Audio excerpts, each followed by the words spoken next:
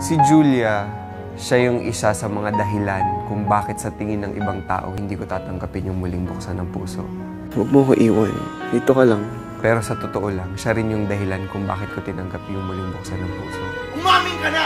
Mahal ko siya! Mahal na mahal ko si Sarah! Actually, working with Julia Montes, I've learned a lot. Yung eksena nakakanta ako kasama si Julia, siguro pang ibang babae hindi ko magagawa as natural as I would have pag hindi si Julia yun. Ako ay nagpali. May diskarte siya sa acting niya na pati ikaw, in a way, mapapasmile ka. Kahit after ng take, parang yung mga direct, nakakilig mo. Even if it takes forever, I'll wait for you. Maraming magandang bagay na mangyayari kapag siya yung nakasama. Matututo kami sa isa't isa. May babalik namin yung pagkakaibigan namin. She's very young. Pero alam mo yung handa siyang i-take lahat ng challenges. Tatanggapin niya yung at pagbubuti niya.